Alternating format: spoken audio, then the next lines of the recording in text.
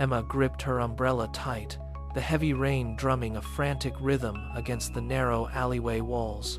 The bell above the antique shop door chimed a lonely note as she stepped inside. Mara sat behind a velvet-covered table, her hands hovering like ghosts over a deck of worn tarot cards.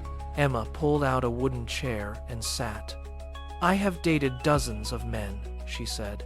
Instead, she flipped 3 cards: the Star, the Lovers, and the Wheel of Fortune. Mara pointed at the final card. "You will meet him only after you stop searching," she whispered. Emma stood up, shaking her head in frustration. "That makes no sense. For the next 6 months..." She defied the cards, going on 24 grueling blind dates. Every night was the same, checking her phone, analyzing every punctuation mark in a text, and feeling the familiar, sharp sting of rejection when the silence inevitably followed.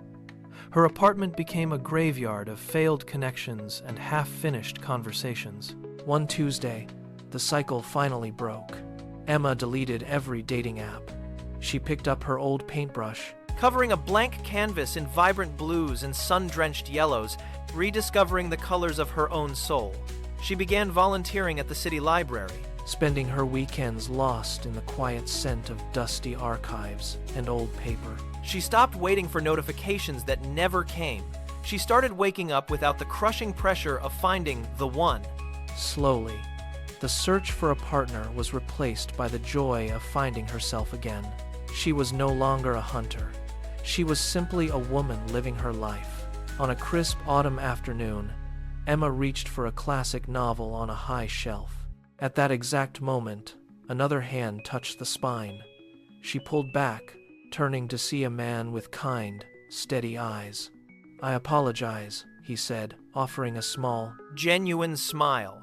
"I was just looking for this edition." Looking at him, Emma felt no frantic need to impress, no rehearsed lines. "It is yours," she replied softly. They ended up talking for 3 hours right there in the aisle. His name was Daniel. He spoke of architecture and light. She spoke of her paintings and the library. There was no game of cat and mouse, no hidden agendas. There was only a simple, effortless connection that felt like coming home. Weeks later, Emma returned to the antique shop, but the door was boarded up. A neighbor handed her a note Mara had left behind. The elegant script read, "The cards do not predict the future. They only show you the person you are becoming." Emma folded the note, smiling as she walked toward the library where Daniel waited. She finally understood. She had not found love by looking for it. She had found it by finally becoming the person she was meant to be all along.